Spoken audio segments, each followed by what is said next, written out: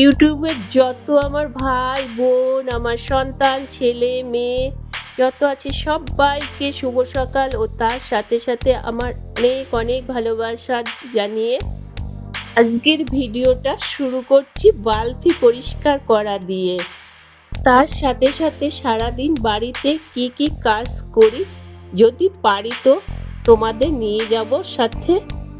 তোমরা আমার সাথে থাকো, পাশে থাকো, দেখতে থাকো কি কাজ করতে হয় সকাল থেকে উঠে। আমি রিলসগুলো ঠিক কাজের মধ্যে দিয়েই এইভাবেই বানিয়ে ফেলি গো। তোমরা দেখতেই পাচ্ছ বালতিগুলো জলের আয়রনে কিরকম সাদা হয়ে গেছে। অ্যাসিড আর সাবান গুঁড়ো দিয়ে আমি যেমন প্রতি মাসে ঘর বাড়ি ফ্রিজ পরিষ্কার করি, ঠিক তেমনি বাথরুমের বালতিগুলো এইভাবে আমি পরিষ্কার করি। প্রতি মাসে এইভাবে পরিষ্কার করলে আমি মনে করি দেখতেও সুন্দর লাগে আর টিকবেও অনেক দিন। তোমাদের মধ্যে অনেকেই ভাবো যে শম্পা দিদি তো একা থাকে বাড়িতে, তো একা থাকে তাই হয়তো শম্পা দিদির বাড়িতে কোনো কাজ নেই। না গো, এটা তোমাদের পুরোটাই মানে যারা তোমরা ভাবো তাদেরকে বলছি, না গো, একার সংসারে বেশি কাজ থাকে, কারণ একার হাতেই তো তাকে সব কাজ করতে হচ্ছে। বাজার করা হতে শুরু করে ঘরের যাবতীয় পুজো দেওয়া সব কাজ তার নিজের করতে হয়। আর এই দেখো, তোমাদের সাথে কথা বলতে বলতে আমার কিন্তু অ্যাসিড আর সাবান গুঁড়ো দিয়ে দেখো বালতিগুলো পরিষ্কার করা হয়ে গেল, ধোয়াও কমপ্লিট হয়ে গেছে। এরপরে দেখো ইউটিউব চ্যানেল তো আছেই, তোমরা যারা করো ইউটিউব তারা তো জানো যে কতটা কষ্ট করতে হচ্ছে, পুরোটাই আমার দেখতে হচ্ছে সব। আর এই দেখো বালতিগুলো কিরকম ছিল আর কিরকম হয়ে গেছে তোমরা নিজেরাই দেখে বলো। এবার আমি দেখো একটু বাইরে রাখবো, রোদ আসা অপেক্ষা করব, মানে একটু শুকিয়ে গেলে তারপরে আমি ঘরে নিয়ে যাব। তো হাত প্রচণ্ড জ্বলছে, অ্যাসিড না দিলেও তো পরিষ্কার এরকম হবে না, এই কারণেই তো মানে হাত জ্বলছে অ্যাসিড দিয়ে পরিষ্কার করার জন্য। আর এদিকে দেখো তারপরে আমার বিছানা ঘর বাড়ি সব পরিষ্কার টিপটপ করা হয়ে গেছে। আমি কিন্তু কম্বল এইভাবে রাখি গো। তো দেখো আমার বিছানাগুলো সব পরিষ্কার, টান না থাকলে আমার ভালো লাগে না। বাসি কাজকর্ম করে ঘর বাড়ি পরিষ্কার করে এই দেখো এরপরে আমি চা খেতে বসেছি। আগে কিন্তু আমি ঘুম থেকে উঠে চট করে মুখ ধুয়ে চা খেয়ে নিই না, আগে আমি আমার বাড়ি ঘর পরিষ্কার করব, তারপরে আমি চা খাবো। তোমরা যারা আমার ভিডিও দেখো তারা তো জানো যে আমি বিস্কুট দিয়ে চা খেতে ভালোবাসি না। এটা কিন্তু এক ধরনের গজা মতন বলে, এই চৌকো গজা, এই গজা দিয়েই আমি চা খাচ্ছি কিন্তু আজও। তোমাদের এর আগের ভিডিওতে আমি বলেছি কিন্তু আমি ঠিক মতন এখনো ভয়েস দেওয়ার শিখে উঠতে পারিনি, প্লিজ কেউ কিচ্ছু মনে করো না। আর এই দেখো ফ্রিজও আমার পরিষ্কার করা হয়ে গেছে, এটা প্রতি মাসে একবার করে করি গো। ফ্রিজের ভেতর বলো আর ওই যে বালতিগুলো পরিষ্কার করলাম সেগুলো রোজ রোজ করি না, মাসে একবার করে করি। এই দেখো ফ্রিজ পরিষ্কার করে ফ্রিজের ভেতরে মানে যা আমার ঘরে আছে গোছানো আমার কমপ্লিট হয়ে গেছে।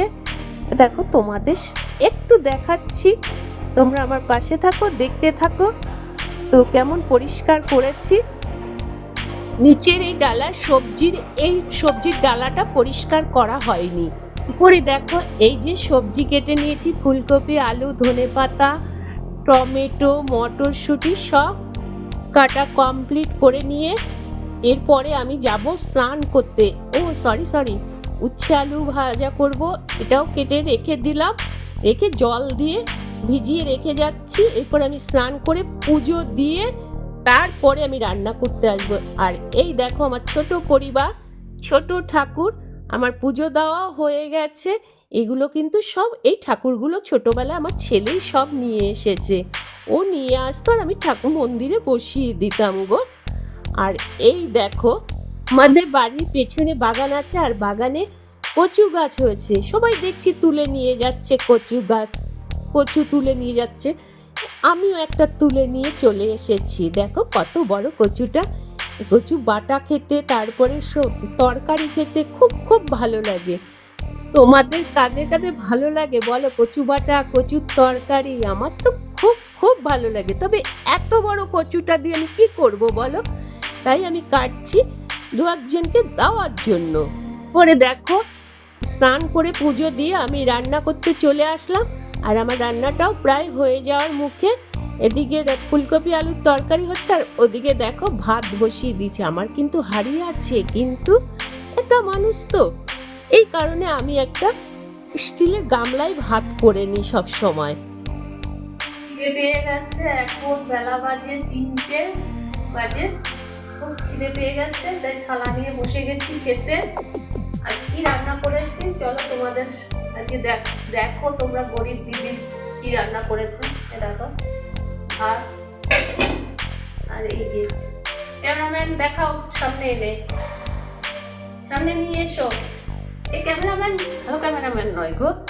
ফুলকপি আলুর তরকারি করেছি, আর এই যে ডিম ভাজা, উচ্ছে আলু ভাজা রান্না করেছি। তো ভাত নিয়ে বসে গেছি। তোমরা আমার শর্ট ভিডিওতে দেখেছো খাওয়া, কিন্তু কোনোদিনও আমার বড় ভিডিওতে আমি খাওয়া দেখাইনি গো তোমাদের। তো চলো আজকে দেখে নাও সম্পা দিদি কোথায় বসে খাচ্ছে, কি কি খাচ্ছে তোমরা তো দেখতেই পেলে।